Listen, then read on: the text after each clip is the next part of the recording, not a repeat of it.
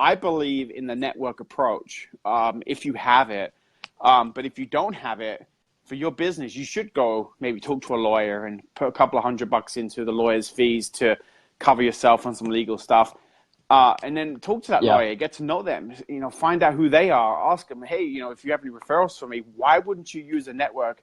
Because you shouldn't be sending out cold emails and then hoping to land that first client for $5,000 a month if you truly haven't really deserved it or build it up. Let's go.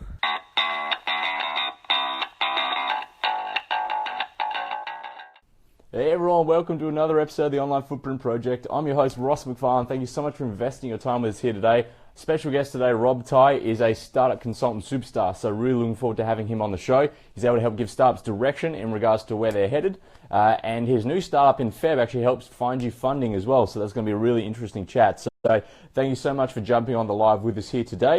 Rob, hey man. Jeez, that was a fun thing. We made it. Why is it so everybody. difficult? Why is it so difficult on the laptop, but the phone is like boom boom? Man, I don't know. Like it's a pretty new piece of technology. Like it's less than a year old, I think. So, or at least for the split screen. So Facebook really needs to kind of hash out a few things. Mm-hmm. I guess in its infancy, then they're really still testing the waters as much as well. So, once they realize that because the fact that Facebook is now taking away organic traffic from pages, as we've discussed before, and is going towards groups, well, now they're going to start investing more technology within groups. So, for instance, live and live interviews as well, split screen. So I think that's going to be really good. But how are you, my man? I'm doing well. How are you doing? Yeah, really good. I just started swimming again in the mornings just for a bit of fitness. So as hot as it is outside, the water was absolutely freezing. So it was a little difficult to find afterwards, if you know what I'm talking about. I ran up the stairs and ran to my fridge. So my fitness is done for the day. That's pretty much the most exercise that I've ever done. I love it. Well, yeah, if I had my fridge upstairs, that would probably be the case as well, because mine is luckily only one room over, so it's a very small distance to travel. Although then again, the amount of times I'll travel there in a day, it probably adds up.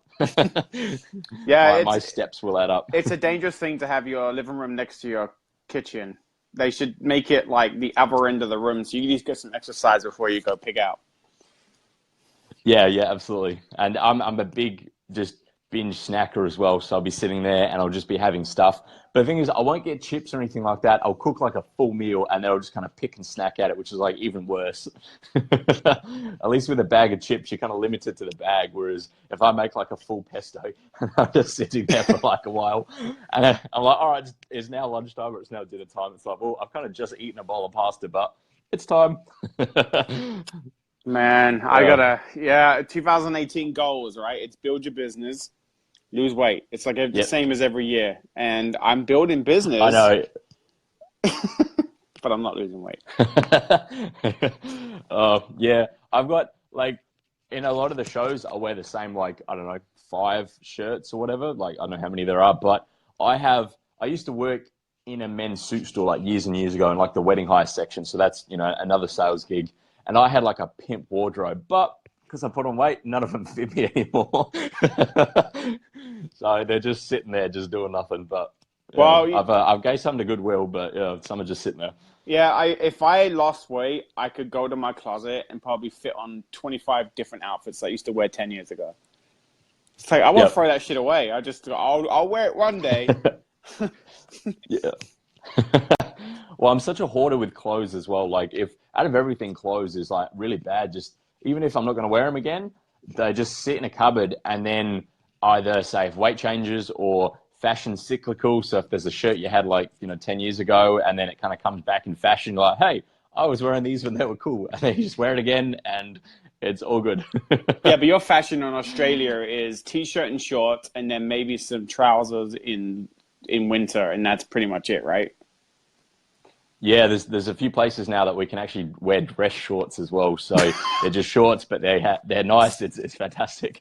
I would like to see those one day. It's like a shirt, a blazer, and some nice dress shorts of long socks. Well, that'd be excellent. I love being here. I appreciate it. Yeah, thank you for coming on the show. I've been looking forward to this chat. So thank you so much, Rob, for coming on. Sure. So let's get discussing. So everyone at home. Absolutely. So everyone at home, Rob Ty is a startup consultant superstar. So basically he's got a new business launching soon as well, which helps with giving startups direction and finding funding. So really, Rob, I'd just love to know your story, how you got into business. Have you always worked for yourself? What you done prior to that? And then we can get into a bit about, what direction you're going with your business and how you help others with their startups. I'd love to hear. Sure. So originally from England. I'm not going to tell you when I was born and stuff because that's just pointless. So originally from England, and then I moved over here. I met a girl, got married. The usual what we do, right? So once I did that, I had to find myself. I didn't really know what I wanted to do. I fell into banking was my main primary gig, and I was doing that, making good money. Until I decided that working for the man is never a fun thing when the man's never usually right. But that's just my own opinion. That's just how I felt about it. I would be spending so many hours trying to help other people get to their places and without any recognition.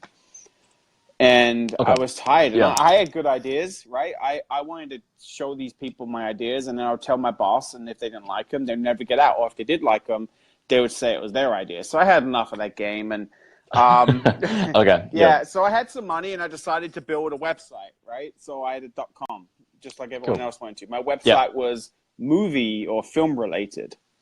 And it was called Scripts United. So I had an idea. Instead of people sending off their scripts to these agencies and not knowing if they've been read, or they get sent back saying only solicited scripts will be read, it was how could you do that? So I basically created it where you'd upload your script to my site, and agencies would be able to create an account, log in.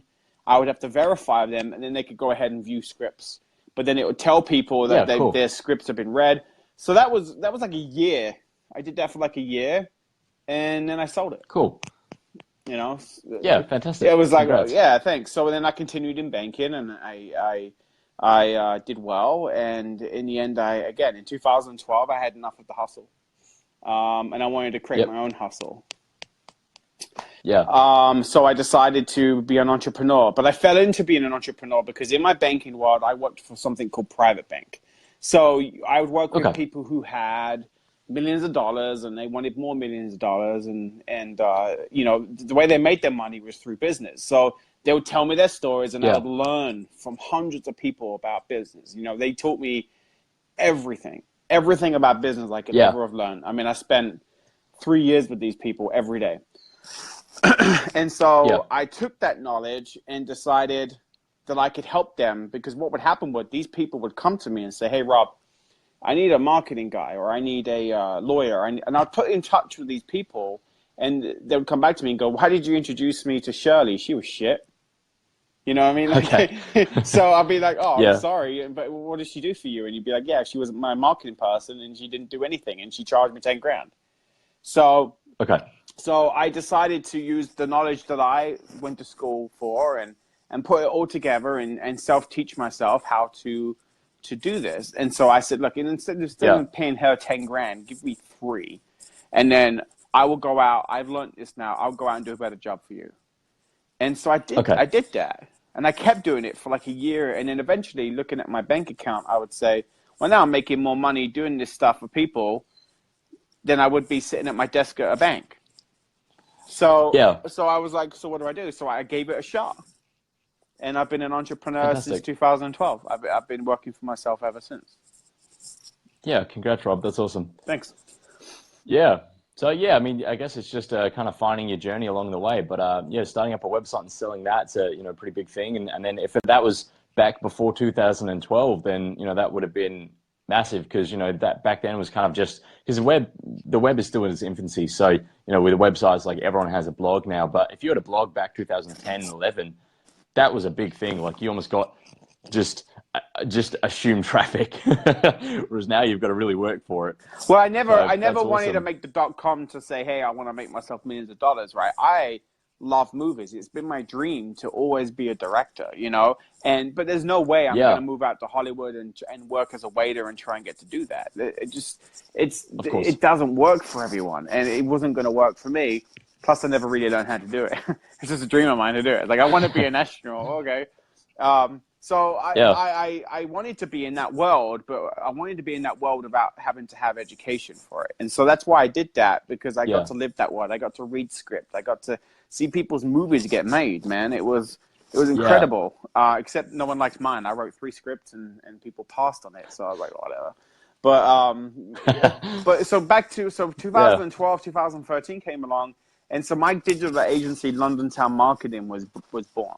It wasn't London Town Marketing back then. It was called something different. But as you build momentum, it goes through name changes.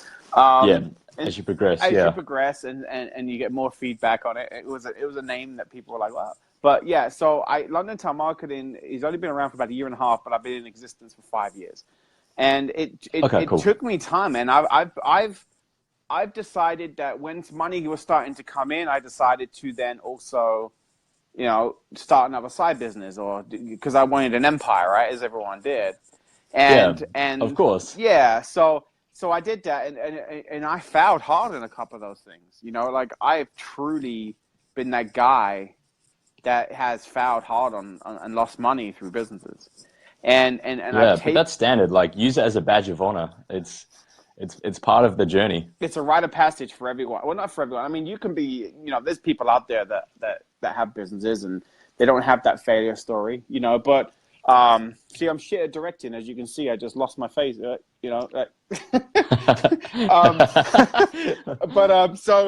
yeah, I did that, and so I was just doing marketing, but it was organic. It was organic Right. back 2012, 13 still. It wasn't really social media based. You know what I mean? Like the world that we are in now wasn't then 4 years ago even. So yeah, absolutely. So I had to teach myself, man. I put myself through all these courses and learned from people and so yeah, I am who I am today with a digital agency, and I have a ton of clients. Some are watching now, I think, and so yeah, I'm excited to keep helping those people. But why I'm here today is I want to talk about a company that I did create in the last 6 months that is going live in the next 30, 45 days. That is my passion project, but it also, I believe, is going to be my next step in what I want to do. Yeah, fantastic. And so, all right, well, let's dive into that. So the idea came. So the name Startup Subscription, and So the idea came to me one day where after so many people pinging me, messaging me, emailing me, and this is only in 2017, right? So my digital agencies existed. I've met people, but I haven't really delved out. I mean, I have clients in London. I have clients, got one in Australia. I have clients in Germany. Most of them are in the US, right? So, but it kind of hit me that there are so many people out there that are looking to do the startup world, right? And so what I decided to do was put together an idea. Was the Dollar Shave Club? I don't know if you have it in Australia, but you pay like $5. Yeah, we do. Okay, so I first started with the idea of, well, how could we do this for marketers, but digital, right? So instead of it not on a doorstep every month, something shows up, but in your inbox, material would show up every month to kind of guide you, on your startup where to go. But then my question was, how do I know what your pain points are, right? So in this, I spoke to everyone. Yeah. So what we did was we created this idea to create these courses that basically allows you from having an idea and using my successes and my failures, putting it all together down on paper, which people can go in and use, right? But these aren't digital agency courses. These aren't, these aren't courses that you usually see out there for $14.99 or $1,500 or whatever. These are different. These are courses that are going to be to hold your hand through questions that you have, right? So we put these into a section. So the courses come out next month. At the end of next month, you'll see these courses that you can go in and take. But the biggest thing that I created with this, and I've got 4 staff members that will be live with me for the whole thing, is that the moment you buy into our courses, we're also going to be there for you for help, for being coaching, consulting, you name it, right? So that's where the subscription stuff comes into it. So you're going to be able to help each other along, go through the courses together, questions, answers. But then if you've taken the courses, I don't want you guys to then go back out and say, right, I'm going to implement this, and then, oh, it's not worked. I want to hear about that, right? I want to hear what hasn't worked. I want to hear about how we can help further, and then maybe create a different course around that to help you better. So Yeah. it's me and my team. And once my website's released next month and goes updated, you'll see the team. You'll get to meet them all. And yes, you can go in, you can pick your course, and you can go in and learn and do the course yourself, and you can come back with questions. But then we want to be able to have you knock out those courses in 2 weeks, but your journey is probably going to be busy for the next year, right? So as long as you bought into our courses, we're going to be there for the whole thing through. Cool. So I think that's huge because we need those influencers out there. That we need those people. And this isn't like how to land your first client. This is simply like, okay, guys, I met my client and I had my first client, and now I've got 5 more. Maybe we need to talk about going back a few steps, because what about retention? What about the first client that believed in you and signed on with you? Have you talked about retention, and have you talked about how you can help them and making sure that they're happy? Right. So that's kind of like the feedback we'll give you by coaching and consulting with you for the whole process. Yeah, fantastic. No, that's great, because it really, people do need the feedback, because especially, from your end as well, like you need to know what's working, what's not working, so you can reinvest your time to further improve the service.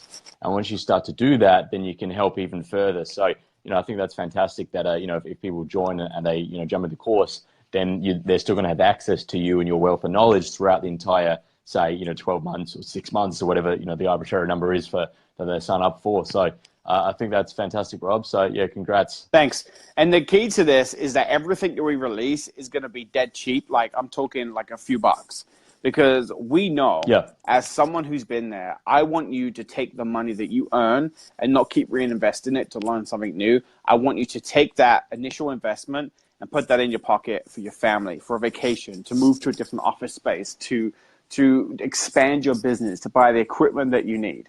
I would love to see these people come back to me and say, hey, I bought 6 of your courses in January 2018. And by December, I didn't buy anything else with you guys, but you've been there through the whole process to help me. And at December, I've now reached 50,000. I've now reached 100,000. I don't want to need anything from you. I just want you to share that story with me that my course helped you. And so that is, I believe, would be the difference in what I do, because I know for a fact that you just have to keep dumping money and learning, then you're never going to get too much. You're never going to get too far, because then you're going to start charging your customers more money, and then they're going to be like, well, hang on, what the hell? You were doing the same job, but now the money's keeps going up and up and up, and you're just doing that because you need to keep buying to invest for your business. That's unfair on me as a client. Does that make sense? Of course, absolutely, yeah, definitely, because it's all about looking after your client from day one, and sure, I mean, if things change, sometimes prices do need to go up, but you want to try and look after your clients, especially your first clients, as much as possible. Absolutely. Yeah, man. There's mistakes that I made that I hope to be able just to reflect that back to people. Hey Judy, I got your message. Yeah, absolutely. Go ahead and add me on Facebook. I'll get back to that in a second when I'm done here. I'll add you and we can talk. So the initial goal here is that in today's environment, there's a lot of people that take a picture of money and say, how I can help you expand your business and make 10,000. I mean, buy my course now. That's great. I believe in those people, because I wouldn't be in the job that I'm doing if I didn't want to believe in those people. But I don't believe you need to take a picture next to your Porsche and say, hey, I've done this. I drive what I drive. I have in my bank account what I have in my bank account. Do you need to put on blast how much money you've made in order to have people sign up with you? So Startup Subscription is going to come out. I hope that my 18 years in sales, my 12 years in banking, my experience of working with these people who've had money that I've spent and invested my time in, my company's also trained me to the point where I know now I can help pretty much anyone that has an idea. But I'm not going to sit there and take a picture of my house and say, hey, I just got this big house, take a look. Or this poster was $100,000 because I've got it doesn't make any sense to me to do that. I just want to be able to be here, help you along the way, take some of the knowledge that I have. And the reason why they're courses and people do ask me this, is how comes it's a course? Well, they're going to be live videos. They're going to be webinars that I'm going to be doing. I'm going to be bringing in guest speakers to help you. But the reason why they're a course is because I have a digital agency. And I tell people right now, I'm sorry, I can't take on any more clients because I physically can't have that time to talk to everyone at the time. So, but if I have the course and I put the words that I want to say to people or help people along into this course, then these people can take that information, store it, take their time, get a nice cup of tea, and sit there and now come back to me and say, right, Rob, I listened to everything you said on audio and digital, and now I'm going to go ahead and take that and ask you some more questions when it's relevant to the point of time that I'm at in my business. Does that make sense? I think that's huge. People want to learn everything and then forget everything right away because they're building their business. I want people to stop and pause and now come back to me and say, hey, Rob, I have a question for you. How would you go ahead and do this effectively? And I could send them another course and say, here, I have this, learn this, or I can get on the blower with them and say, all right, mate, here you go. This is what we need to do. And go ahead and implement that and come back to me, because that right there is the most difficult thing that a lot of people seem to forget, is making time to learn their business while they go, because otherwise they're just helping other people, chasing the money. Yeah, definitely. Yeah, absolutely. You've got to retain the information and then implement it rather than just learn it and then forget it. Absolutely. Yeah, and that's why this whole thing's here, and that's why we're going to be there for you. I mean, I'd love to see this community. I have a group too, and so as growing my group, I watched your webinar on how to grow my group, and some of the stuff didn't apply to me. Like you have, over 1,000 people and so quickly. And what I want in people in my group is I want them to be true startups, right? I want people to be in there because they have, they itch their head and they go, oh man, I got a question. And I want them to jump in my group and say, hey, Rob, I'm going to ask you a question, or the community can cut back, because these people are following the same path and the same journey together with their business, right? Exactly. Yeah. That's it. Whereas, for different groups, it's different things, and, it doesn't apply to everyone, because, for instance, yours is very niche in that it's specifically just for startups, whereas, this community is more of just, it's for all levels of business. So certainly there's a lot of support systems here for startups.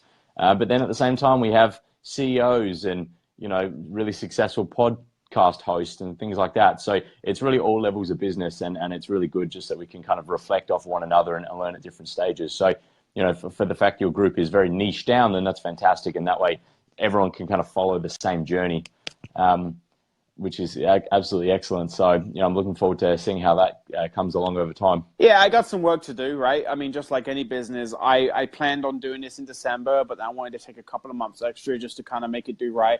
The key is making sure that when people join my course or people go through my course, it literally will be, pennies, hopefully, to what they're making in their world. Or hopefully, because that's the point here, is to physically make sure that these businesses can survive. I want to sit back and see 10,000 businesses grow and make themselves money and make themselves independent, following the ideal views and ways that I created, because I know what I did well, what wouldn't work. Now, it may not work for everyone, absolutely, right? So there may be people that will come back to me and say, hey, you know what, this didn't quite work for me, but we're going to help you with sales pitches, because you want to know, I've probably been in 3,000 sales pitches in the last 5 years, just in my community alone. But in my banking world, I'm probably 10,000. I mean, I'm in there selling every day, because that's what they require you to do in the job that you're in. So hopefully I'll have some great feedback because I've put in my hours, right? My 10,000 hours in doing it. But this is a crazy world, man. This is a crazy world and a crazy time for people to be able to start their life. And if you have the internet is just making it crazy. I know. If you have an idea, come to me. Let me give you some guidance, right? Let me talk to you about it. I created an app that I had the ability to sell to stores or give to stores where they communicate directly with their customers. And it was going to be my all-time thing. But the one thing that I didn't think about was technology, and how much it's going to cost to keep this thing going, and making sure everyone's protected. And so it went down the tank pretty darn quickly. And it hurt. It really did. But now I'm going to learn from that, and I could probably write a book on what to do and what not to do in the app world because I now know everything. But what if you want to be a Yeah. chiropractor, or if you do want to be that astronaut? You know what I mean? Like, I will be honest with you.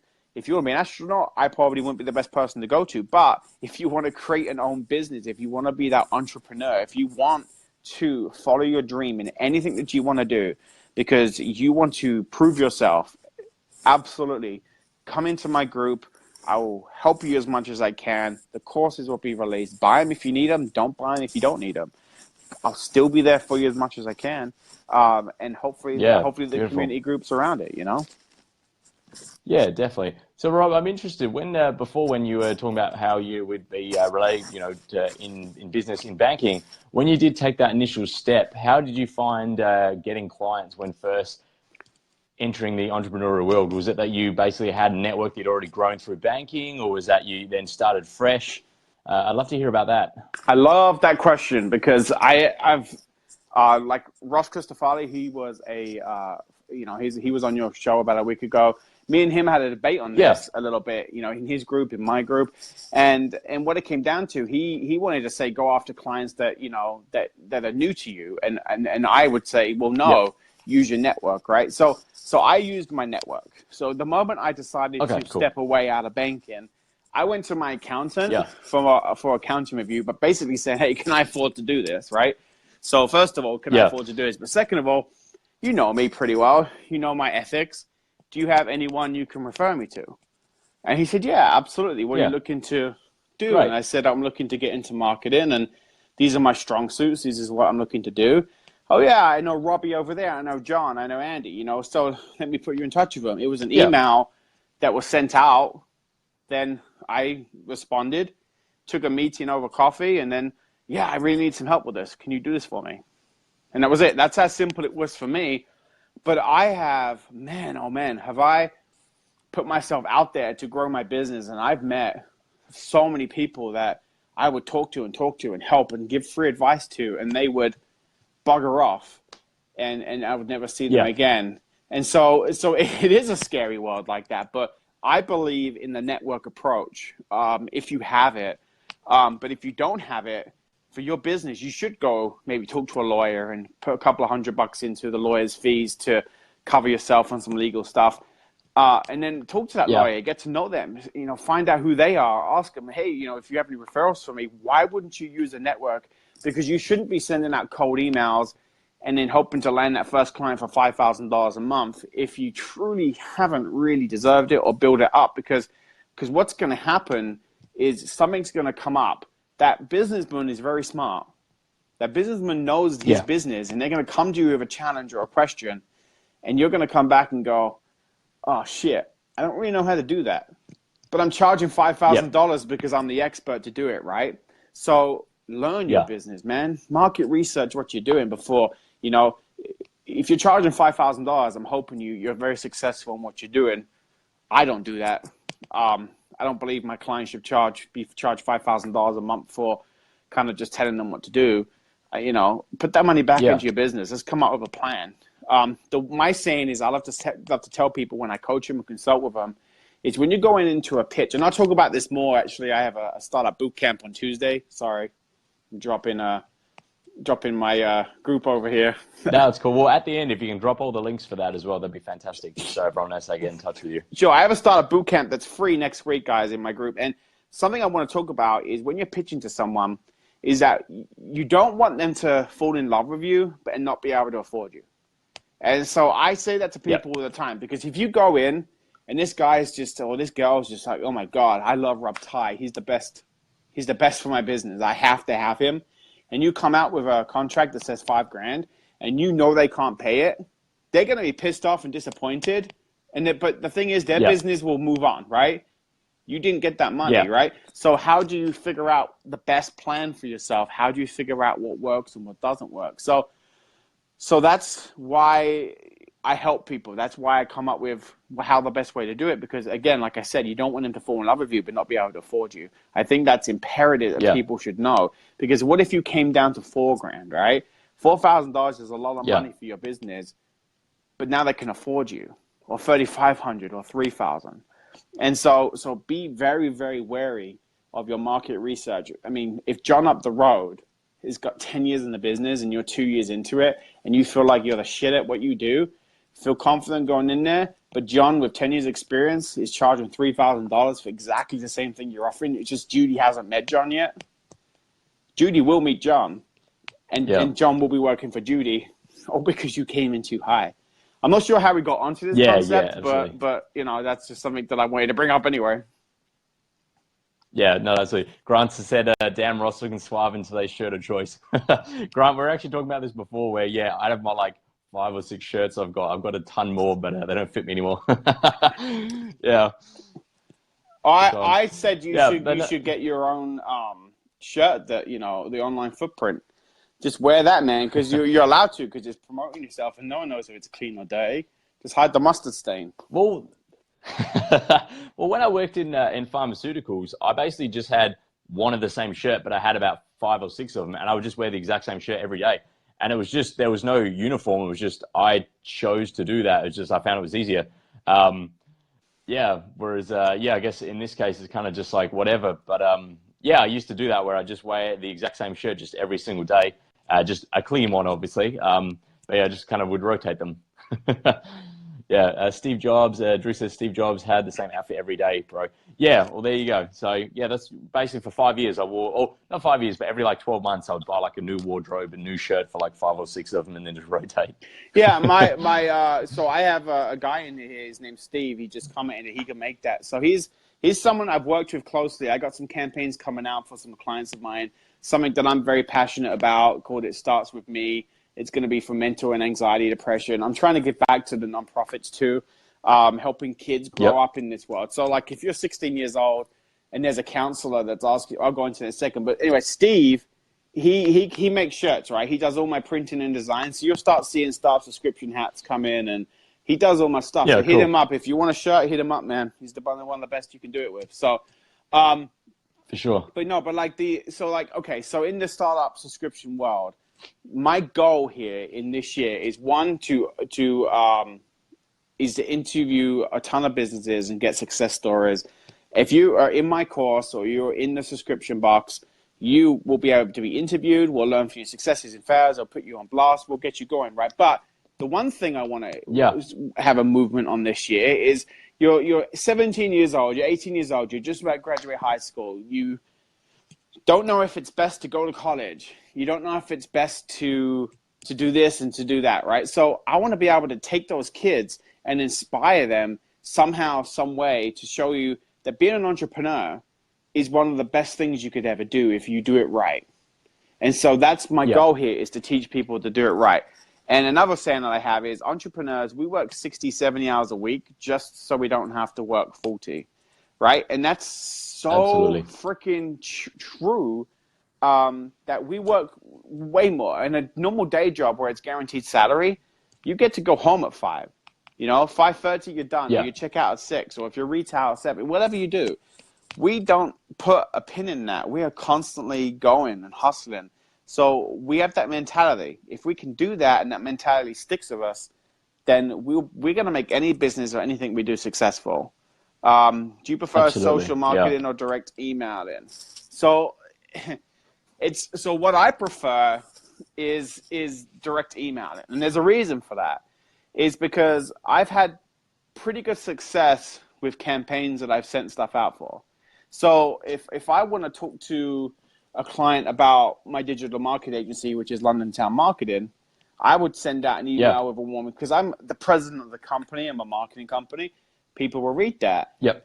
Social marketing is what I do for my clients. So it's interesting. I use email campaigns, but I don't put a funnel up for myself or do a Facebook ad trying to generate business.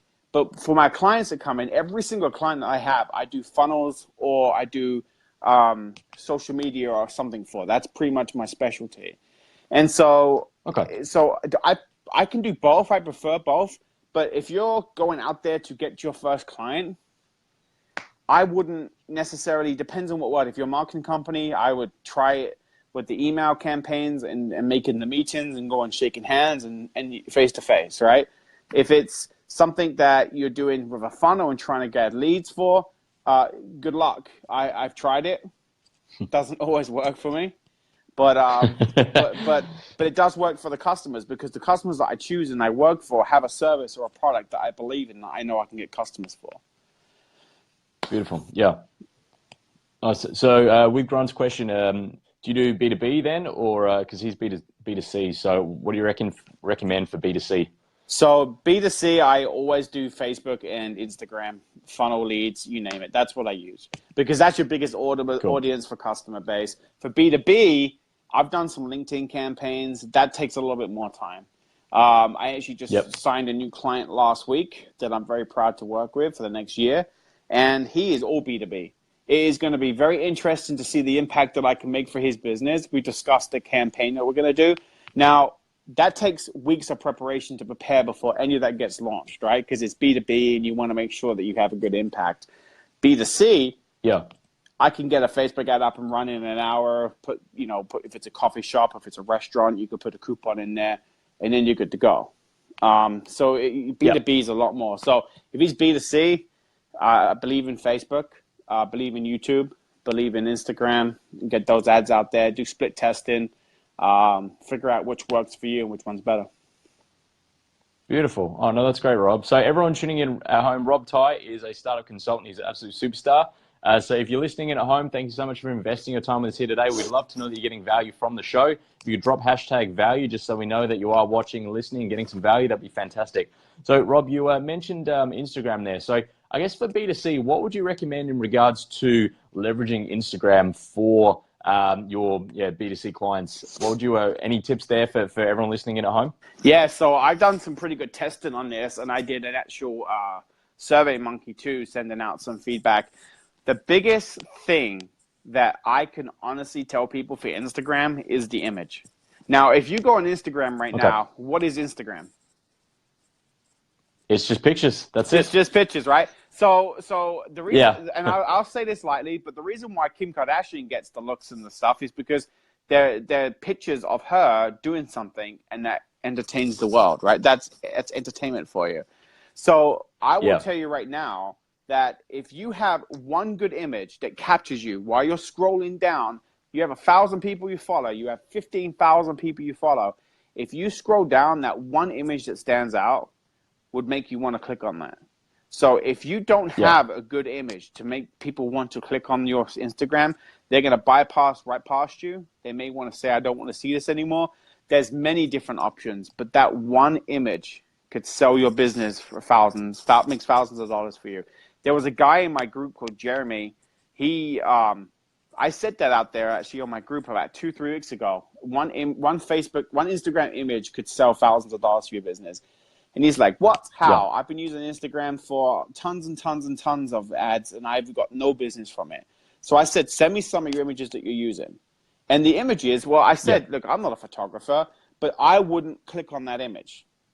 And he said, well, why not? I said, because you're selling a service. Now you have a picture of a masseuse, and you have like a rock garden and then a blurry masseuse, right? So what you want is something that's real and tangible for something that defines your business. So sure, I'm not going to put a picture of this mug on there and be like, hey, consultant Rob, click on me. No one's going to do that. Everyone's going to be like, I don't want to see that anymore. So you have to really spend that time figuring out what image would work for you on Instagram.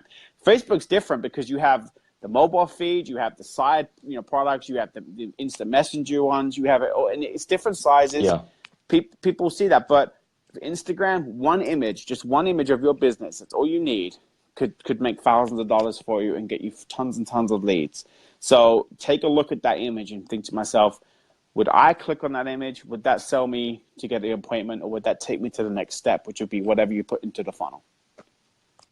Yeah, fantastic. Some great tips there, Rob. That's excellent, because it's all about images for Instagram. And for instance, when I was first starting up my page, there was one I did where I just had myself, but just tiny little version of me just in the corner, my red Jordans on. I superimposed everything, and that worked really well. Yeah, Amanda here, she says, Instagram needs to let people secretly unfollow people. I have family members who are posting on Instagram way too much, and it's too awkward to unfollow them, so I just don't use Instagram. Oh, Amanda, that's great. Truth. Truth. Secretly unfollow would be fantastic. Yeah, #truth. Yeah. That's the thing. I mean, with like at least with Facebook, you know, it doesn't notify anyone if you've you know, unfollowed them. But yeah, I guess with Instagram, it's blatantly obvious. So that is pretty funny. I think that if you have a business account, I think you should separate that out. So sure, like my business account and family members are interested in what you're doing, but I don't necessarily follow them to see them on my feed constantly. Yeah, I have influencers that I follow on Instagram. I have stuff going on Instagram that I follow, but I don't have you know, the Kim Kardashians of the world, or my family, my mom posting, you know, dad fell over today. You know what I mean? Like it's yeah, something that I'm going to get something back out of, because I use Facebook a lot more. And when I'm done with Facebook, like I've kind of berated it to death by going through my posts or feed. I go to Messenger. Once I'm done with yeah, Messenger, I kind of click on Instagram just to see what's up. But the thing is, I go to Instagram when I don't want to read anything. Like if I literally yep, just want to scroll and see images because I'm done yeah, reading. And I think that is the most important thing, you know, to understand. Instagram is an image place. Have one great image, yeah. just one, and that will sell your business. Just make sure it's you know, something that you would click on yourself. Ask yourself that question: was this something that I would click on?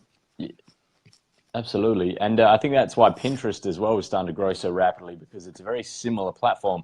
They have differences, but yeah, Pinterest is still quite underutilized. So I think that that's something that is slowly starting to grow as well. And some people are killing it on Pinterest, Well, absolutely killing it. it comes down to, so a business like Target or Walmart, they'll make commercials every year, right? So Yeah, they'll have a commercial for something. So you see Walmart brand at the end.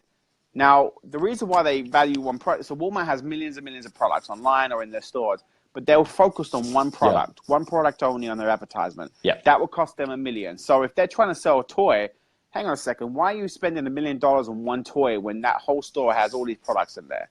Because that will bring yeah, you there to buy that toy, but while you're in there, right, you're going to go out and do some more shopping. So how do you gauge exactly. people, right? How do you gauge people to click on that and find out more about your business? You should always have an advertisement every year, but to have one image out there and then changing that up to make sure it's good. That's why if you click on a blueberry pie or you see an image of a blueberry pie, you don't know you're in the mood for blueberry pie until you see the image of the blueberry pie. That one cool image of a blueberry pie will click on it and take it to your business. Yeah, Same as a chiropractor, same as a dentist, you know. You don't, it's inception for a reason. It's implant the idea of what you want. And that is the difference between marketing and advertising. It's two separate words.